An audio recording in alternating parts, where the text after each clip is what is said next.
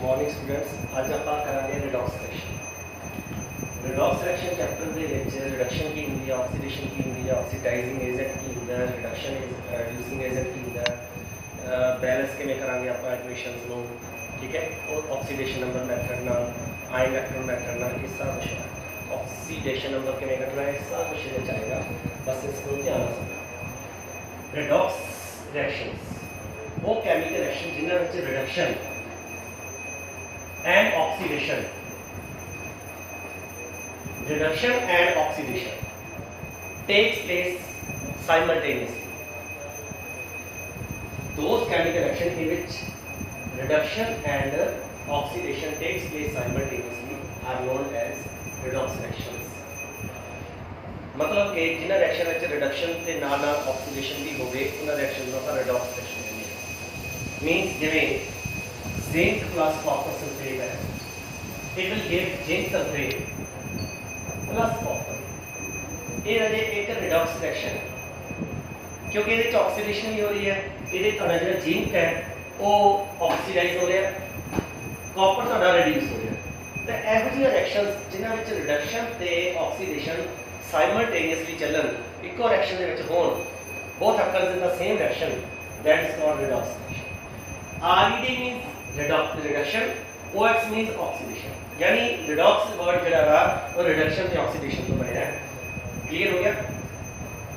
हम आप देखेंगे कि ऑक्सीडेशन ते रिडक्शन होंदी की है। क्लियर?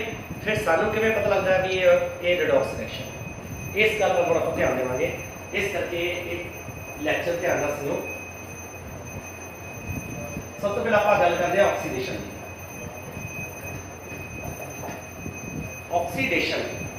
ऑक्सीडेशन का जो कॉमन व्यू है, ਜਿਹੜੇ ਆਮ ਆਪਾਂ ਛੋਟੀਆਂ ਕਲਾਸਾਂ ਦੇ ਵਿੱਚ ਕਰਦੇ ਆ, ਉਹ ਹੈਗਾ addition of oxygen or removal of hydrogen। Oxidation is the process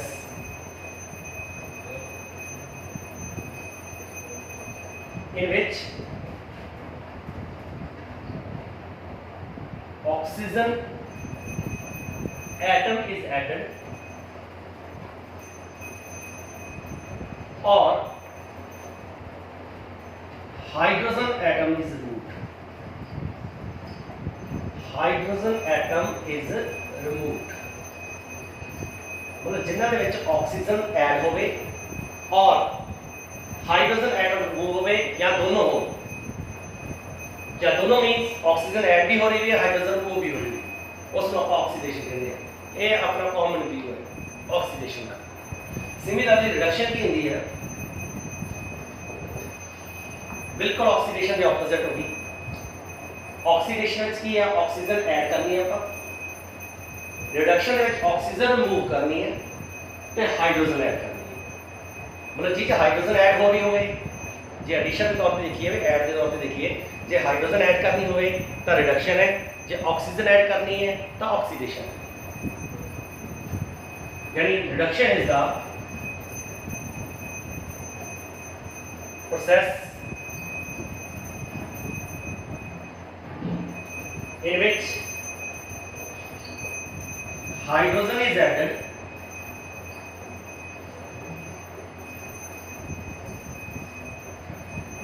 or oxygen is removed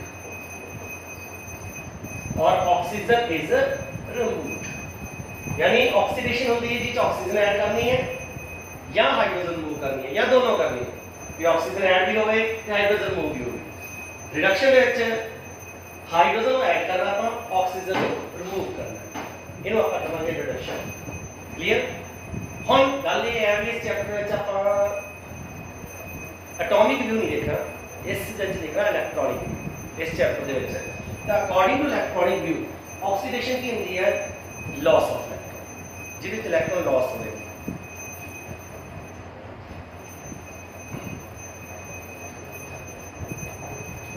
What is oxidation? It is the loss of electron. It is the loss of electrons। जिस रिएक्शन कोई atom electron loss कर रहा, समझ लो oxidation होगी। ਜਿਵੇਂ zinc ਤੋਂ zinc sulphate ਬਣਿਆ ਸੀ, ਜਦੋਂ ਆਪਾਂ ਜ਼ਿੰਕ ਨੂੰ ਕਾਪਰ ਨਾਲ ਰਿਐਕਟ ਕਰਦੇ ਆ ਤਾਂ ਉਹ ਕੀ ਬਣ ਜਾਂਦਾ ਜ਼ਿੰਕ ਸਲਫੇਟ। ਇਹਦੇ ਵਿੱਚ ਜ਼ਿੰਕ ਐਟੋਮਿਕ ਫਾਰਮ ਹੈ, ਐਲੀਮੈਂਟਰੀ ਫਾਰਮ ਚ, ਉਧਰ ਜਾ ਕੇ ਜ਼ਿੰਕ 2 ਪੋਜ਼ਿਟਿਵ ਬਣ ਜਾਂਦਾ ਯਾਨੀ 2 ਇਲੈਕਟ੍ਰੋਨ ਲॉस ਕਰਕੇ, ਠੀਕ ਹੈ ਨਾ।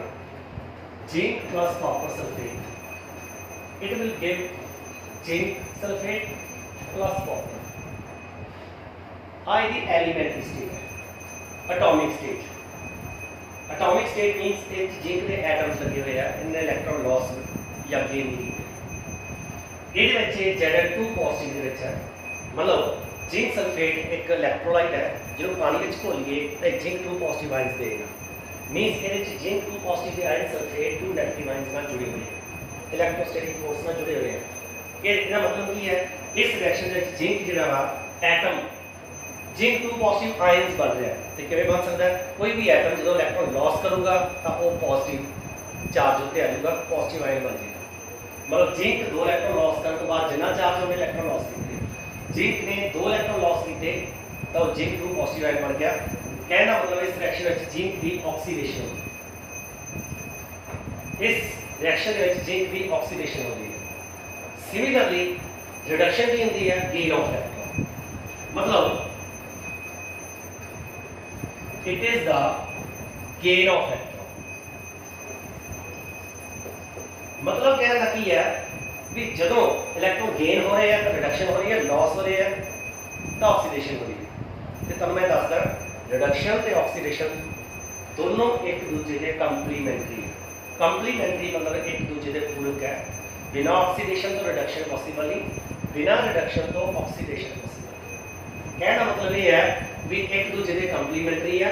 जे जिंक ने इलेक्ट्रॉन लॉस कीते हैं तो गेन करने वाला चाहिए ता जिंक ने लॉस करने, अदरवाइज नहीं। मींस जिंक तो कोई एटम गेन करूंगा ता जिंक ने लॉस करने, अदरवाइज वो एलिमेंट्री फॉर्म च रहेगा। कहना मतलब ये गेन कौन कर रहा है, कॉपर 2 पॉजिटिव आयंस। कॉपर के 2 पॉजिटिव आयंस ਅਸੀਂ लेते हैं सॉल्ट होता है कॉपर सल्फेट जिस कॉपर 2 पॉजिटिव की फॉर्म च है यानी आयनिक फॉर्म च है। जिंक ने इलेक्ट्रॉन लॉस करने हैं, कॉपर 2 पॉजिटिव ने गेन करना है। ਜਦੋਂ कॉपर 2 पॉजिटिव ने 2 इलेक्ट्रॉन गेन करते तो वो एलिमेंट्री फॉर्म चला गया, कॉपर के एटम बन के मेटैलिक बॉन्डिंग आ जुड़ मींस कॉपर की एक एलिमेंट्री फॉर्म में कन्वर्ट हो गया 2 पॉजिटिव आयंस तो बाय गेनिंग 2 इलेक्ट्रॉन ताकि वो ਆਪਾਂ ਕਰਾਂਗੇ रिडक्शन। क्लियर? तो ਇਹੋ ਜਿਹੀ ਰਿਐਕਸ਼ਨ ਨੂੰ ਆਪਾਂ ਕਹਿੰਦੇ ਰਿਡਾਕਸ। ਰਿਡਾਕਸ ਰਿਐਕਸ਼ਨ ਜਿਹਦੇ ਵਿੱਚ ਰਿਡਕਸ਼ਨ ਤੇ ਆਕਸੀਡੇਸ਼ਨ ਦੋਨੋਂ ਇਕੱਠੇ ਹੈਪਨ ਕਰਦੇ। ਆਕਸੀਡੇਸ਼ਨ ਪਤਾ ਲੱਗ ਗਿਆ ਤੁਹਾਨੂੰ ਲਾਸ ਆਫ ਇਲੈਕਟ੍ਰੋਨ, ਰਿਡਕਸ਼ਨ ਪਤਾ ਲੱਗ ਗਿਆ ਤੁਹਾਨੂੰ ਗੇਨ ਆਫ ਇਲੈਕਟ੍ਰੋਨ। ਹੁਣ ਰੌਲਾ ਇਹ ਹੈ ਵੀ ਪਤਾ ਕਿਵੇਂ ਲੱਗੂਗਾ ਕੌਣ ਇਲੈਕਟ੍ਰੋਨ ਲਾਸ ਕਰ ਰਿਹਾ ਕੌਣ ਗੇਨ ਕਰ ਰਿਹਾ। तो इस चैप्टर के ये पता लाने वास्ते सानू सब तो पहला चाहिए oxidation number. Oxidation number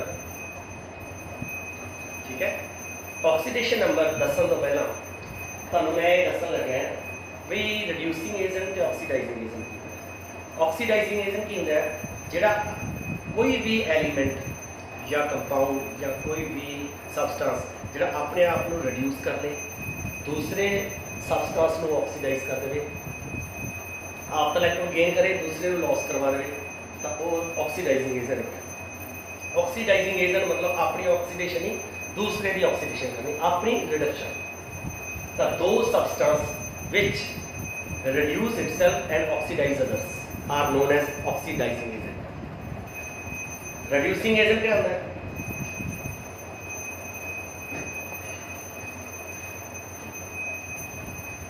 oxidizing agents मतलब 2 substance which oxidize others, oxidize others and reduce itself and reduce itself। जेड़ा अपने आप को रिड्यूस करे दूसरे को ऑक्सीडाइज करे वो ऑक्सीडाइजिंग एजेंट। रिड्यूसिंग एजेंट की है फिर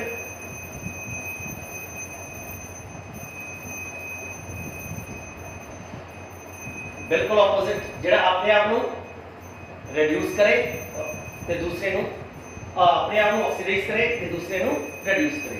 which reduce others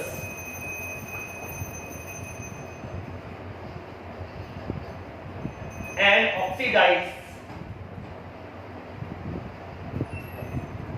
itself। जो दूसरे रिड्यूस करे तो अपने आप को ऑक्सीडाइज करे। मेरी इंक खत्म होगी, मैं कंटिन्यू करता हूं।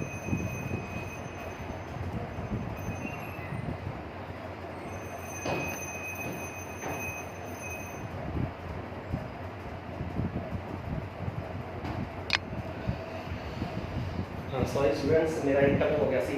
हाँ तो मैं दस रहा सीगा भी ऑक्सीडाइजिंग एजेंट किहड़ा हुंदा है, वो सबस्टेंस जिहड़ा अपने आप को ऑक्सीडाइज करे, अदर करे ते दूसरे को ऑक्सीडाइज करे ते अपने आप को रिड्यूस करे।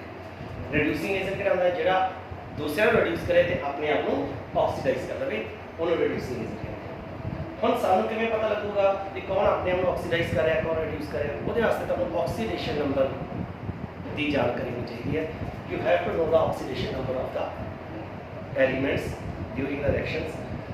For example, मान लो अपने कोले MnO4 है, it will changes to MnO2 और ਤੁਸੀਂ ਗੈਸ ਕਰ ਸਕਦੇ ਹੋ ਆ ਸਬਸਟੈਂਸ ਇਹਦੇ ਵਿੱਚ ਕਨਵਰਟ ਹੋਇਆ, ਇਹਦੀ ਹੁਣ ਆਕਸੀਡੇਸ਼ਨ ਹੋਈ ਹੈ ਕਿ ਰਿਡਕਸ਼ਨ ਹੋਈ ਹੈ? ਜੇ ਦੀ ਆਕਸੀਡੇਸ਼ਨ ਹੋਈ ਹੈ ਆਪਣੀ ਤੇ ਰਿਡਿਊਸਿੰਗ ਏਜੰਟ ਹੈ, ਜੇ ਦੀ ਰਿਡਕਸ਼ਨ ਹੋਈ ਹੈ ਤੇ ਆਕਸੀਡਾਈਜ਼ਿੰਗ ਏਜੰਟ ਹੈ। ਮਤਲਬ ਜੇ ਅਸੀਂ ਪਤਾ ਲਾਉਣਾ ਹੋਵੇ ਕਿ ਕਿਹੜਾ ਆਕਸੀਡਾਈਜ਼ਿੰਗ ਏਜੰਟ ਹੈ ਕਿਹੜਾ ਰਿਡਿਊਸਿੰਗ ਏਜੰਟ ਹੈ। ਆਕਸੀਡਾਈਜ਼ਿੰਗ ਏਜੰਟ ਕੀ ਹੁੰਦਾ ਹੈ? ਜਿਹੜਾ ਦੂਸਰੇ ਨੂੰ ਆਕਸੀਡਾਈਜ਼ ਕਰੇ ਆਪਣੇ ਆਪ ਨੂੰ ਰਿਡਿਊਸ ਕਰੇ, यानी ਉਹਦੀ ਟੈਂਡੈਂਸੀ ਟੂ ਗੇਨ ਦਾ ਇਲੈਕਟ੍ਰੋਨ ਹੈ ਰੈਦਰ ਦੈਨ ਲਾਸ ਦਾ ਇਲੈਕਟ੍ਰੋਨ। ਮਤਲਬ ਵੀ ਉਹਦੀ ਲਾਸ ਕਰਨ ਦੀ ਟੈਂਡੈਂਸੀ ਘੱਟ ਹੈ ਤੇ ਗੇਨ ਕਰਨ ਦੀ ਜ਼ਿਆਦਾ। ਰਿਡਿਊਸਿੰਗ ਏਜੰਟ ਕਿਹੜਾ ਹੁੰਦਾ? ਜਿਹੜਾ ਦੂਜੇ ਨੂੰ ਰਿਡਿਊਸ ਕਰੇ ਆਪਣੇ ਆਪ ਨੂੰ ਆਕਸੀਡਾਈਜ਼ ਕਰੇ। ਆਕਸੀਡਾਈਜ਼ ਦਾ ਮਤਲਬ ਆਪਣੇ ਆਪ ਨੂੰ ਲਾਸ ਕਰੇ ਇਲੈਕਟ੍ਰੋਨ, यानी ਉਹਦੀ ਇਲੈਕਟ੍ਰੋਨ ਲਾਸ ਕਰਨ ਦੀ ਟੈਂਡੈਂਸੀ ਜ਼ਿਆਦਾ। ਤਾਂ ਕਿਹੜਾ ਸਬਸਟੈਂਸ ਆਕਸੀਡਾਈਜ਼ਿੰਗ ਏਜੰਟ ਹੁੰਦਾ? ਜਿਹੜਾ ਆਪਣੇ ਆਪ ਨੂੰ ਰਿਡਿਊਸ ਕਰ ਸਕਦਾ ਹੈ। ਰਿਡਿਊਸ ਉਹ ਕਰੂਗਾ ਜਿਹਦੀ ਇਲੈਕਟ੍ਰੋਨ ਲਾਸ ਕਰਨ ਦੀ ਟੈਂਡੈਂਸੀ ਘੱਟ ਹੋਵੇ, ਗੇਨ ਕਰਨ ਦੀ ਜ਼ਿਆਦਾ ਹੋਵੇ। ਇਵੇਂ ਰਿਡਿਊਸਿੰਗ ਏਜੰਟ ਕਿਹੜਾ ਹੋਇਆ? ਰਿਡਿਊਸਿੰਗ ਏਜੰਟ ਹੋਇਆ ਜਿਹੜਾ ਦੂਸਰੇ ਨੂੰ ਰਿਡਿਊਸ ਕਰਦਾ, ਆਪਣੇ ਆਪ ਨੂੰ ਆਕਸੀਡਾਈਜ਼ ਕਰਦਾ, ਯਾਨੀ ਦੀ ਟੈਂਡੈਂਸੀ ਟੂ ਲਾਸ ਦਾ ਇਲੈਕਟ੍ਰੋਨ ਬਹੁਤ ਜ਼ਿਆਦਾ ਹੋਵੇ। ਤੇ ਇਹ ਪਤਾ ਲੱਗੇਗਾ ਆਕਸੀਡੇਸ਼ਨ ਨੰਬਰ। ਆਕਸੀਡੇਸ਼ਨ ਨੰਬਰ ਉਹ ਚਾਰਜ ਹੁੰਦਾ ਹੈ ਐਲੀਮੈਂਟ ਤੇ ਜਿਹੜਾ ਅਪੀਅਰ ਹੁੰਦਾ ਹੈ ਜਦੋਂ ਬਾਕੀ ਐਲੀਮੈਂਟਸ ਉਸ ਤੋਂ ਰਿਮੂਵ ਕਰਦੇ। It is the individual charge on the element in the compound. Means potassium है, मैग्नीशियम है, ऑक्सीजन, ये तीनों एलिमेंट है एक कंपाउंड। कंपाउंड किहड़ा करदा है? Potassium permanganate KMnO4, manganese dioxide. Means तुहाडे कोले आ कंपाउंड जिहड़ा तुहाडा इस कंपाउंड में चेंज होगा। इस कंपाउंड में तीन एलिमेंट है, तिन्हां दे अपने अपने इंडिविजुअल चार्ज होंदे आ, बट इहदे चार्ज शो क्यों नहीं होंदे? भी अपने को ऐसा रूल क्यों नहीं भी आप पोटेशियम का चार्ज ही लिखिए, मैग्नीज का लिखिए, ऑक्सीजन का लिखिए। जो आप आयंस लिखते हैं Na positive ion, Cl negative ion, sulphate SO4 2 negative, आप चार्ज ऊपर शो करते हैं। इन्हां दे हर एक एलीमेंट के चार्ज क्यों नहीं शो करती? रूल हैगा। इसका कारण की है? ਇਹਦੇ ਵਿੱਚ टोटल पॉजिटिव ਤੇ नेगेटिव चार्ज इक्वल है, तो होल चार्ज जे ਆਪਾਂ ਕੱਢੀਏ नेट चार्ज 0 है, यानी द कंपाउंड इज इलैक्ट्रिकली न्यूट्रल। ये कंपाउंड ना इलैक्ट्रिकली न्यूट्रल है। इलैक्ट्रिकली न्यूट्रल का मतलब की हो गया भी ये कोई चार्ज नहीं, बट हर एक एलीमेंट ते चार्ज है पॉजिटिव ते नेगेटिव, क्योंकि बराबर है तो वो चार्ज एक दूसरे को कैंसल आउट कर देंगे ते होल चार्ज 0 बन जाता। तो ओवरऑल हर एक एलीमेंट ते अपना अपना इंडिविजुअल चार्ज है। जे आप देखो मैग्नीज का चार्ज किने बैलेंस किया? दूसरे एलीमेंट्स ने। मैग्नीज से चार्ज है नहीं, क्यों नहीं है? क्योंकि उसका चार्ज न्यूट्रलाइज करता है। चार्ज है बट न्यूट्रलाइज करता, पर जो एलीमेंट आप रिमूव कर दिए फिर की होगा? उसका चार्ज वो देती है। मतलब ये जो भी मैग्नीज देते चार्ज है ना, रैदर पॉजिटिव और नेगेटिव, जो भी है पॉजिटिव या नेगेटिव चार्ज है ये वो चार्ज क्यों नहीं शो किया जाएगा? क्योंकि दूसरे एलीमेंट्स ने उन्होंने न्यूट्रल करता। जैसे दूसरे एलीमेंट्स उस तो हटा लिए तो वो जो चार्ज है वो अपीयर होगा। मीनस मान लो मैं पॉजिटिव चार्ज है, मेरे नाल आके कोई नेगेटिव चार्ज लग गया तो मेरा चार्ज न्यूट्रल हो जाएगा, मेरा पॉजिटिव चार्ज खत्म हो जाएगा, और वही एलीमेंट दूर चला गया तो मेरे से वापस पॉजिटिव चार्ज आ गया। समझ आ गई? आप Na पॉजिटिव लिख देते हैं, Cl नेगेटिव लिख देते हैं, बट जो Na पॉजिटिव Cl नेगेटिव जुड़ते हैं तो की होता है? उन्होंने चार्ज एक दूसरे का कैंसल आउट हो जाता है, तो आप NaCl कह देंगे। इसी तरह हरेक एलीमेंट ते चार्ज होंदा है, बट वो चार्ज कैंसल आउट हो जाता है कंपाउंड में, क्योंकि कंपाउंड इलैक्ट्रिकली न्यूट्रल होता है। तो यही वो ऑक्सीडेशन नंबर है जो इतने चार्ज है। What is oxidation number? तो डेफिनेशन क्लीयर होगी। डेफिनेशन की है ऑक्सीडेशन नंबर की, it is the charge on the element, element यानी potassium magnesium oxygen. What is oxidation number? It is the individual charge on each element in the compound. It is the individual charge on each element in the compound when other elements are removed from it। जो दूसरे element उसको हटा देते जाते हैं, that is oxidation number of that element। ਹੁਣ ਮੈਨੂੰ ਪਤਾ ਇੱਥੇ ਮੈਗਨੀਜ਼ ਦੇ ਆਕਸੀਡੇਸ਼ਨ ਨੰਬਰ ਹੈਗਾ प्लस है, मैगनीज ਦਾ ਆਕਸੀਡੇਸ਼ਨ ਨੰਬਰ प्लस है, ਇੱਥੇ मैगनीज ਦਾ ਆਕਸੀਡੇਸ਼ਨ नंबर प्लस। ਹੁਣ ਚੇਂਜ ਹੋਈ ਹੈ, ਆਕਸੀਡੇਸ਼ਨ ਨੰਬਰ ਬਦਲਿਆ। ਅੱਛਾ ਇਹ ਜ਼ਰੂਰੀ ਹੈ, ਧਿਆਨ ਨਾਲ ਸੁਣੋ। ਆਕਸੀਡਾਈਜ਼ਿੰਗ ਏਜੰਟ ਤੇ ਰਿਡਿਊਸਿੰਗ ਏਜੰਟ ਦਾ ਉਦੋਂ ਪਤਾ ਲੱਗੂ ਜੇ ਸਾਨੂੰ ਇਹ ਪਤਾ ਲੱਗੇ ਕਿਹਦੀ ਆਕਸੀਡੇਸ਼ਨ ਹੋਈ ਹੈ ਕਿਹਦੀ ਰਿਡਕਸ਼ਨ ਹੋਈ ਹੈ। ਤੇ ਆਕਸੀਡੇਸ਼ਨ ਤੇ ਰਿਡਕਸ਼ਨ ਦਾ ਪਤਾ ਕਿਵੇਂ ਲੱਗੂਗਾ? ਸਾਨੂੰ ਕਿਹੜਾ ਦੇਖਦੇ ਪਏ ਇਲੈਕਟ੍ਰੋਨ ਲਾਸ ਕੀਤੇ ਜਾਂ ਗੇਨ ਕੀਤੇ, ਇਹਦਾ ਪਤਾ ਲੱਗਦਾ ਆਕਸੀਡੇਸ਼ਨ ਨੰਬਰ। ਜੇ ਤੁਹਾਡਾ ਆਕਸੀਡੇਸ਼ਨ ਨੰਬਰ ਇਨਕਰੀਜ਼ ਕਰ ਰਿਹਾ, ਜੇ ਤੁਹਾਡਾ ਆਕਸੀਡੇਸ਼ਨ ਨੰबर ਇਨਕਰੀਜ਼ ਕਰ ਰਿਹਾ, ਇਟ ਮੀਨਸ ਤੁਹਾਡੀ ਆਕਸੀਡੇਸ਼ਨ ਉਸ ਕੰਪਾਊਂਡ ਦੀ ਆਕਸੀਡੇਸ਼ਨ। ਜੇ ਡਿਕਰੀਜ਼ ਕਰ ਰਿਹਾ ਤਾਂ ਰਿਡਕਸ਼ਨ। ਹੁਣ ਤੁਸੀਂ ਦੱਸੋ ਆ ਵੀ +7 ਤੋਂ +4 ਆਕਸੀਡੇਸ਼ਨ ਨੰबर ਇਨਕਰੀਜ਼ ਕਰ ਰਿਹਾ ਜਾਂ ਡਿਕਰੀਜ਼ ਕਰ ਰਿਹਾ? ਐਕਚੁਅਲੀ +7 ਤੋਂ +4 ਡਿਕਰੀਜ਼ ਕਰ ਰਿਹਾ। ਇਟ ਮੀਨਸ ਇਸ ਕੰਪਾਊਂਡ ਦੀ ਰਿਡਕਸ਼ਨ ਹੋਈ ਹੈ। ਜਿਹੜਾ ਆਪਣੇ ਆਪ ਨੂੰ ਰਿਡਿਊਸ ਕਰ ਲਿਆ ਤਾਂ ਉਹ ਕੀ ਬਣ ਗਿਆ? ਦੋਨਾਂ ਵਿੱਚੋਂ ਆਕਸੀਡਾਈਜ਼ਿੰਗ ऑक्सीडाइजिंग एजेंट जो दूसरे को ऑक्सीडाइज करे अपने आप को रिड्यूस करे, इन्हें अपने आप को रिड्यूस किया, इन्हें रिड्यूस किया बाय गेन ऑफ इलेक्ट्रॉन। तो जिन्हें इलेक्ट्रॉन गेन किए तो कोई लॉस करने वाला नहीं होगा। तो समझो जिस कंपाउंड में रिएक्शन होगी तो आप तो चेंज हो गया, फिर किसी ने और किसी कंपाउंड चेंज किया तो वो की होगी ऑक्सीडेशन।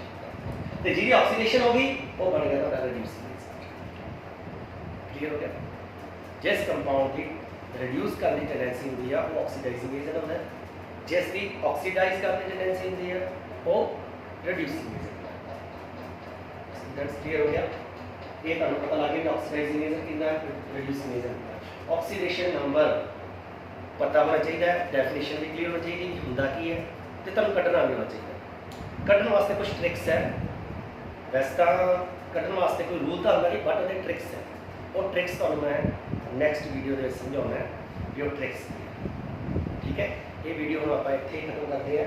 ਇਸ ਨੈਕਸਟ ਵੀਡੀਓ ਦੇ ਵਿੱਚ ਤੁਹਾਨੂੰ ਮੈਂ ਸਮਝਾਉਂਗਾ ਵੀ ਆਕਸੀਡੇਸ਼ਨ ਨੰਬਰ ਕਿਵੇਂ ਕੱਢਣਾ।